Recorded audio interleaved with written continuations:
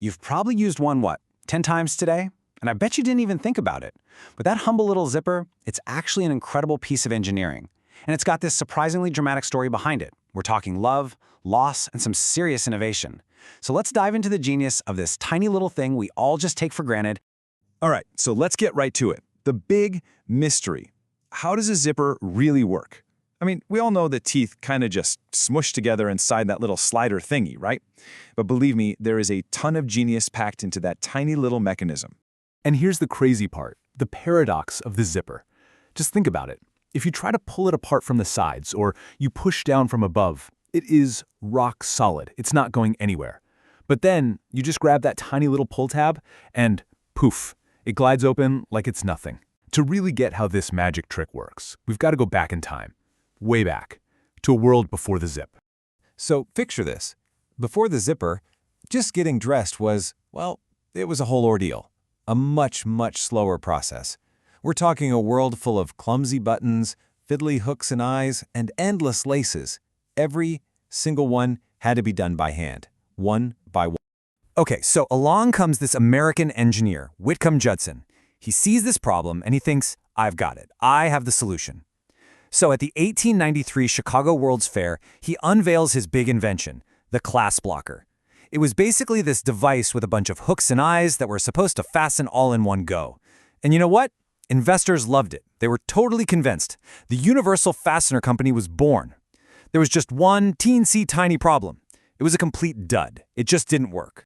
And when I say it was a mess, I mean it was a mess. It jammed constantly. It was made of steel, so guess what? It rusted, and get this, you literally had to unsew it from your clothes every single time you wanted to wash them. I mean, can you imagine? And the worst part, if you misplaced even a single hook, the whole thing would just pop right open. Yeah, not exactly what you'd call a reliable product. So, as you can imagine, the company was circling the drain. It was on the verge of total collapse. But then, in 1906, an engineer shows up. An engineer who would change everything. His name was Gideon Sundback, and believe me, his story is about way more than just nuts and bolts.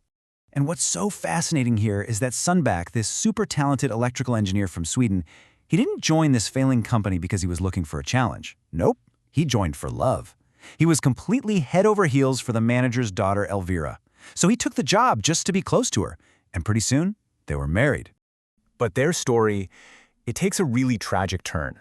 Not long after their daughter was born, Elvira got sick, and she passed away. Sundback was just devastated. And the story goes, to cope with this incredible grief, he threw himself into his work. I mean, he poured every single ounce of his energy into it.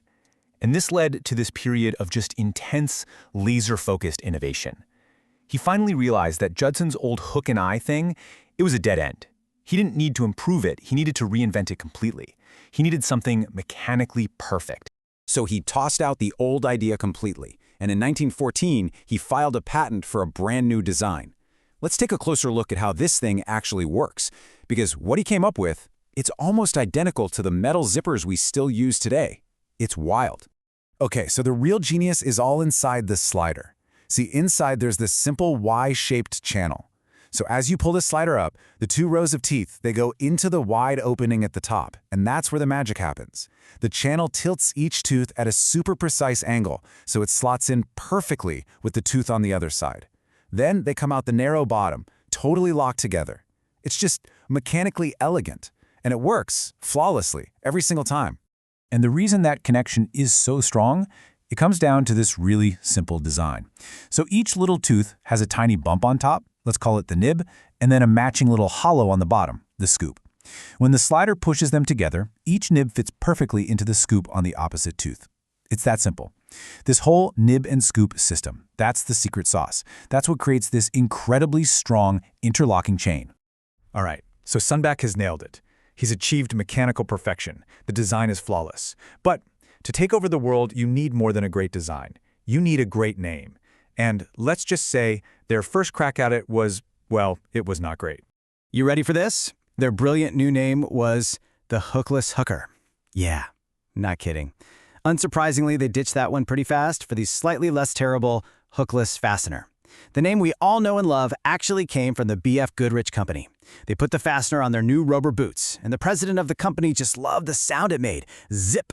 So he started selling zipper boots, and the name was just so catchy that it stuck to the fastener itself. So by the 1930s, the company rebrands again, this time to Talon, and business is just booming.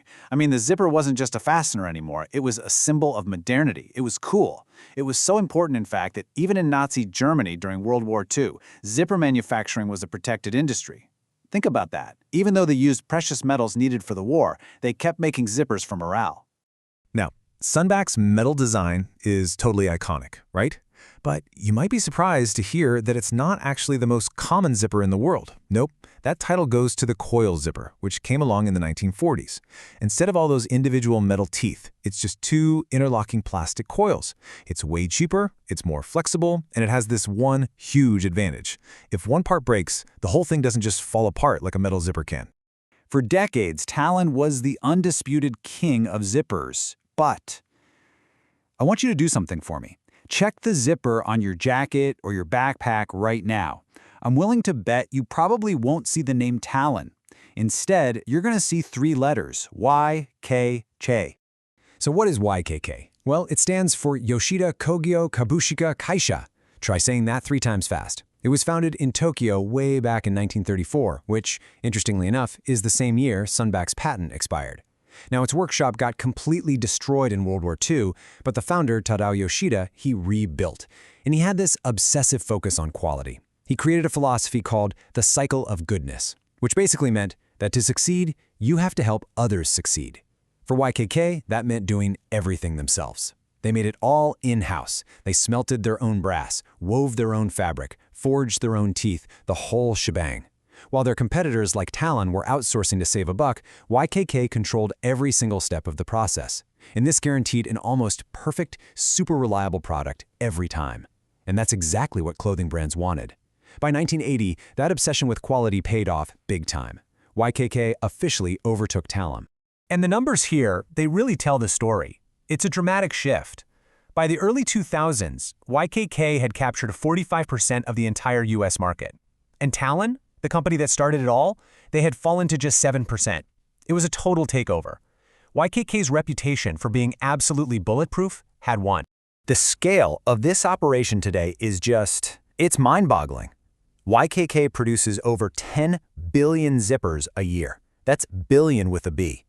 To put that in perspective, that is enough zipper to wrap around the entire planet more than 80 times. It's insane. Now, of course, even the mighty YKK zipper isn't invincible. They can still fail sometimes. But listen, before you get frustrated and throw out your favorite jacket, I've got 3 simple fixes for the most common problems you're going to run into. Okay, first up, the stuck zipper. We've all been there. Whatever you do, don't just yank on it. First, check really carefully for any trapped fabric or gunk. If it's still stuck, grab a regular old graphite pencil and just rub it on the teeth. It works like a charm as a dry lubricant. Number 2, the zippers that just won't stay closed. This usually means the slider is worn out. It's an easy fix. Just take a pair of pliers and gently, and I mean gently, squeeze the sides of the slider. That'll narrow the channel a bit and tighten things up. And finally, here's a pro tip for you. Always, always zip up your clothes before you throw them in the wash. It protects the zipper and it stops it from snagging on your other clothes.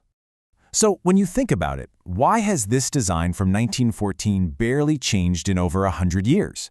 I mean, think of all the other technology that's been completely transformed in that time. The answer, it's just so simple. It's that good. It really is an almost perfect solution to a problem everybody has, and it was born from this incredible story of love and loss and pure genius. And it really makes you wonder, right? After all this time, 112 years, has anyone ever actually come up with a better idea? Well, so far, the answer seems to be a resounding nope.